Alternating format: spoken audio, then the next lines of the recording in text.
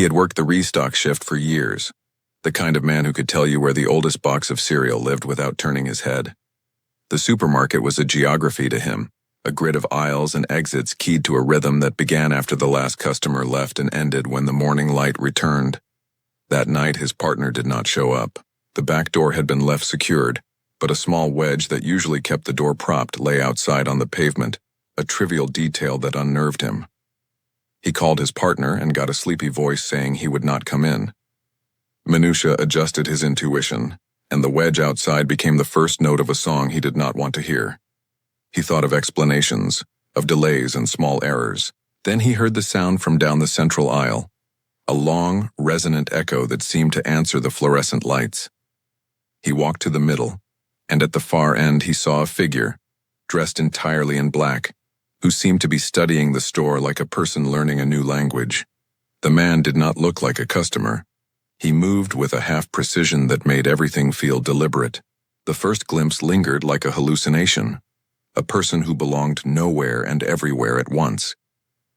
When the restocker approached the stranger, the man doubled back and then vanished among shelves. The restocker chased him down, heart climbing a ladder of worry, and there the man waited, half hidden behind packages of bread, his mouth slightly open, smiling, as if he were tasting something in the air. Calling the police felt embarrassingly ordinary in an otherwise surreal scene. An officer arrived and found the man again, standing as if preparing a performance. When commanded to come, he complied without struggle. He had a smile that seemed to widen by intention, a slow, attentive grin that made the restocker feel inspected. The man's eyes checked the restocker like someone reading a map, as if he were collecting coordinates.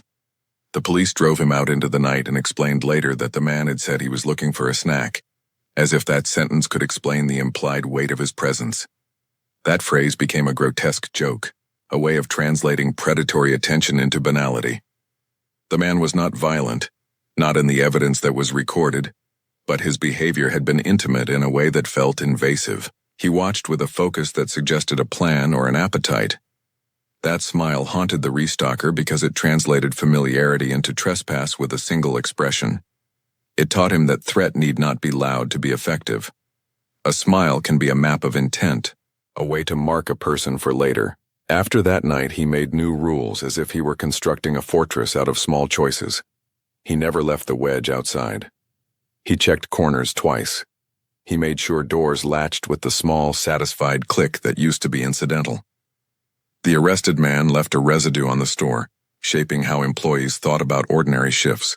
They stopped leaving service doors idle. They learned to check videos with a new attention. Customers did not notice the subtle differences at first. They came for coffee and bread, their lives folded into the store like clean napkins. But employees kept memory as an instruction, a list of what not to do the next time. Over time, the story became one of many odd occurrences in the town, a line item in a police blotter among others. Outsiders read it as a curiosity, a momentary thrill. For those who had been there, the restocker and the woman who had been asked to stack pallets, it remained a lesson that threat sometimes announces itself with an ordinary sentence, "I am looking for a snack," and sometimes with a smile in the bread aisle that is too long, too fixed to be merely friendly. The supermarket continued to open its doors each morning, returning to its daylight face. People came and bought, not knowing the small permutations of habit that shielded employees. The man in the black coat might have been driven away by the law or by his own restlessness, or perhaps he simply moved on to a different town. The restocker could not know which. What he did know was practical.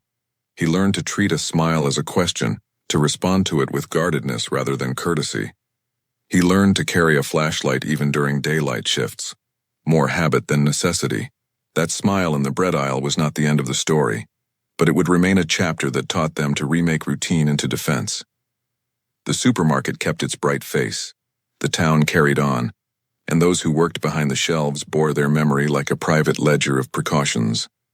The lesson was small and stubborn, like a grain of sand lodged where it hurts, always present, always reminding them that safety is a practice one must rehearse and that sometimes the most ordinary places hide the most persistent fears. The supermarket after midnight held a weight different from ordinary night, a hush that felt deliberate, as if the building had learned to watch. Lights hummed over empty aisles. Refrigeration units breathed in slow metallic rhythms, and shelves stood like quiet witnesses to small daily rituals.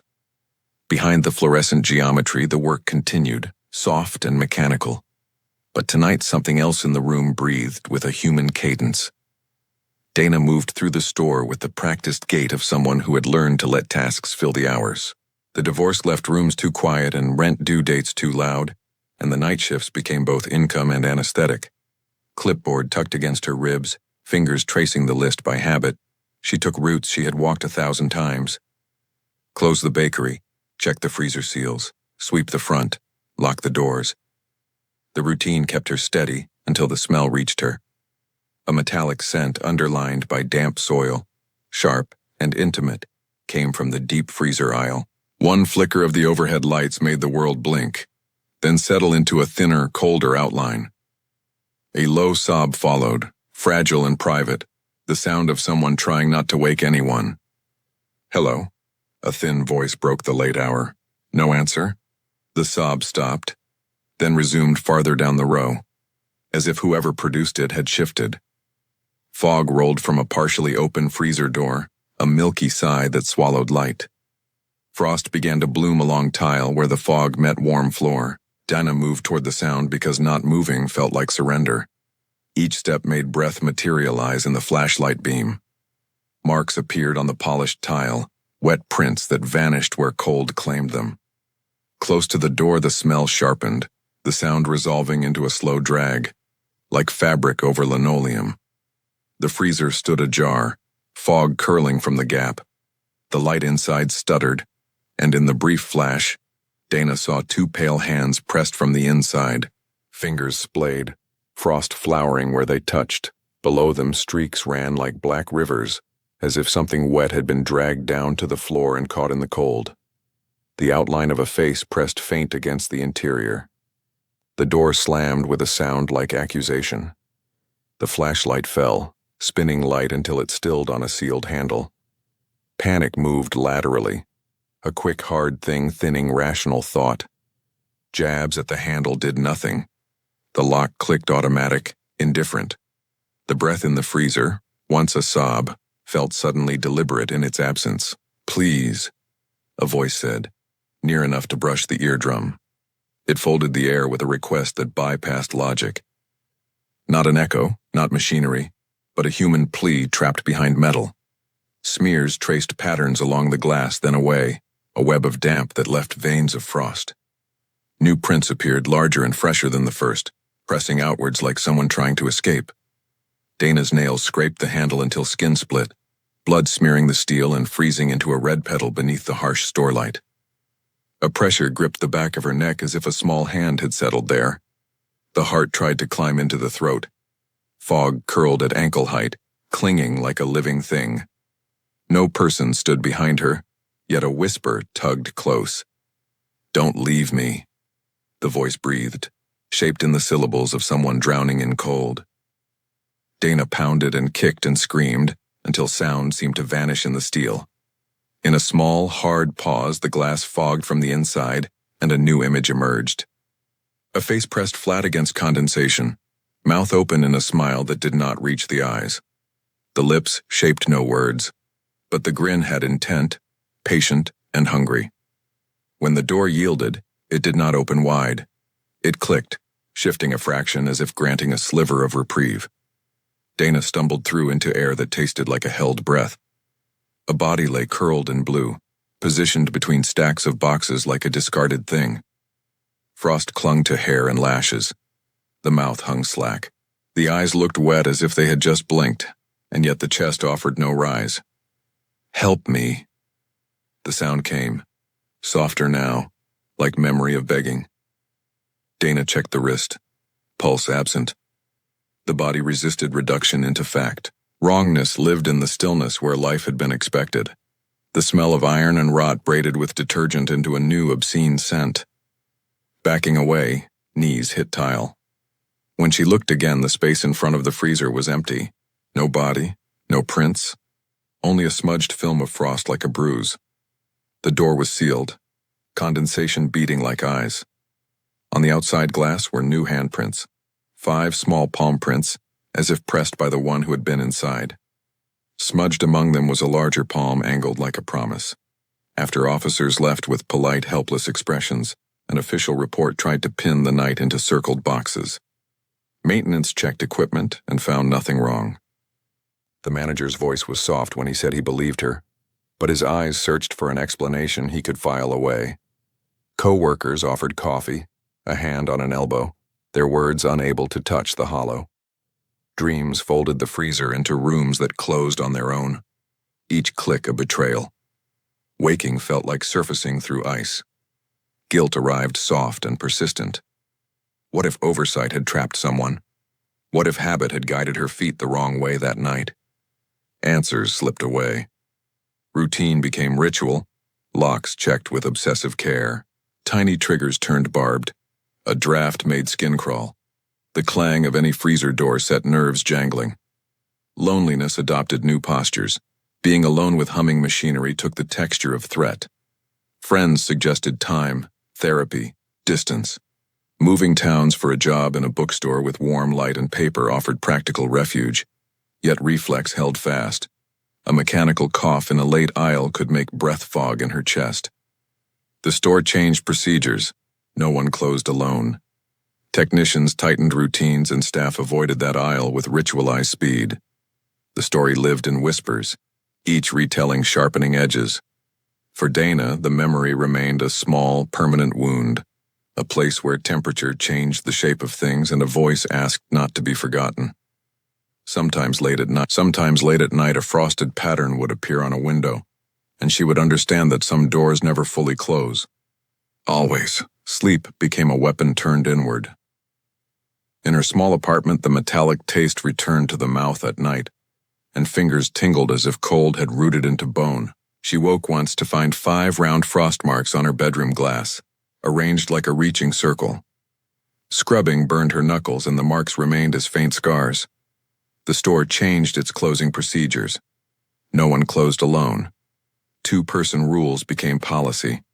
Maintenance logs filled with signatures that read like absolution. Employees exchanged quick, mute glances when schedules posted.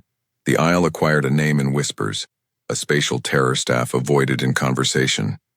On hot nights, the freezer aisle still dropped degrees, breath fogged for no recorded reason. New clerks reported waking with the sensation of being watched through closed doors. One morning, a replacement worker told a manager about hearing faint sobs through the vents, and the manager merely tightened his jaw, signed another form, and left. Dana moved towns and found work in a bookstore that smelled of paper and warm light. The new job dulled the sharp edges of the memory, but it did not erase them. Closing one evening, condensation spread along the metal service door like slow breath through glass. A tiny sound came through the stockroom wall, a stifled sob measured and hollow. "Please don't close the door," Dana whispered without realizing she had spoken. The words left the mouth like confession. On the other side, the silence held for a long moment. Then a voice responded, thin and older than memory, the sound of frost settling. "I never did." Dana stood with a hand on the metal for a long time, listening to the building breathe. In the pause afterward, the sound that had been both a plea and a warning folded into the air, and the memory became a loop she could not exit. The weight of a night, the shape of a hand, the echo of a voice that asked to be kept in, then asked not to be forgotten. All of it settled like frost into the bones. She had learned the rhythms of the grocery store like a second language, the soft consonants of checkout beeps, the vowel-long hum of refrigeration units, the punctuation of automatic doors. Late runs were a practiced economy, a ballet of efficiency executed between 9:30 and closing, a time when the town thinned and the shelves allowed themselves to rest. That night she ran late, a thin list pressed to the inside of her palm, children's needs and coupons scribbled together into a single urgent sentence. For once, she had left the toddler at home, an absence that felt like a private kind of relief. The store was quiet enough the lights felt apologetic, as if even fluorescent tubes preferred to low-voice their glow after hours. She moved quickly, cart squeaking, aiming for familiar landmarks, the cereal that called itself Comfort in 100 designs, the chips that hid under sale price stickers. He entered her world like any other shopper might, a presence in a red zip-up hoodie and a cap pulled low, the kind of man whose skin had the chapped sun curl texture of someone who spent too many hours outside. He reached sheepish for the bag of chips she had tucked into her cart, and he apologized for startling her. It was an ordinary exchange that could have dissolved into civility, but ordinary things have a way of turning once someone puts a weight into them. He thanked her with breath that carried the stale residue of cigarettes and undiluted coffee, then began to speak about the chips, their texture, some small quirk of flavor, as if culinary minutiae could become companionship. She tried to withdraw politely, to allow the rhythm of her shopping to take hold again, but his steps folded into the same path as hers. The first time he said, "And you look pretty." She offered the polite thanks people raise like a small curtain, expecting the performance to end. He did not take the cue. He lingered nearby on subsequent laps, slowing as he passed the aisle where she paused, his gaze finding her like a magnet finding iron. Each time his presence multiplied, not with words but with the shape of his body. A repeat that could have been coincidence, if coincidence had a muscle and chose to flex it in the same place. She finished, edged through checkout, and when she stepped into the store parking lot he was already there, sitting in a tired Honda with the engine silent. He did not drive away. He sat like a watchful sculpture, headlights off, waiting for the night to become a different kind of map. She told herself small consolations. He was a late shopper, a man who had lost his place in the world and found a car. She loaded groceries into her trunk and drove, looking in the rearview mirror enough times that the night became a gallery of reflections. At home, the familiar shapes of chairs and toys became stage props in a scene she had not rehearsed for. When she stepped on the porch, the neighborhood felt ordinary, except for the small fact that the Honda had eased down the block and braked a few houses away, engines off, a dark thing watching. She told her husband. He came out, saw the empty street where the car had been, and promised to keep an eye out. 2 nights later, something shuffled against the side gate like a slow, deliberate animal. The sound was not the hurried clatter of someone picking a lock, but a patient, careful probe of hardware. Her husband slid the window and saw a hand tugging at the latch, tested it like someone speaking the grammar of a place they wanted to enter. The man looked up when the window opened and ran, a dark smear through a yard lined with hedges. Her husband went after him with the blunt authority of someone protecting the boundary of home. The intruder fled into the Honda and left tire marks in the dark. They called the police, who arrived with lights like small moons, asked questions, took notes. The officers said they would patrol, that they would write the description into the system. A report became a document, a bureaucratic attempt to make the event fit a box. The man, the Honda, never returned to the yard. That absence mattered in a particular way. The real wound was not in the event itself, but in the way it altered the geometry of their nights. He had placed himself like a comma in their life, a punctuation that suggested the sentence might continue. After that, the mother learned to move with more caution, to run errands earlier, to close the garage door before the sky darkened to cold. She trained herself to scan the parking lot like a person practicing a new skill, turning a normal behavior into an act of anticipation. Each red jacket in the store became a small hallucination of a hood, each rustle near a cart, a rehearsal for a scene she did not want to perform again. There is a particular corrosive quality to this kind of fear. It attaches to routine and remakes it. A meal plan becomes a plan for leaving earlier. A detour becomes a permanent route. The town continued to bake into its same slow patterns. Parents in the school line, baristas pouring espresso for morning workers. But she and her family carried the episode like a calibration, small mechanical changes that functioned as armor. After months of nothing more severe than late-night jitters, they began to think the worst was over, that the man had been a transient punctuation whose purpose had been served.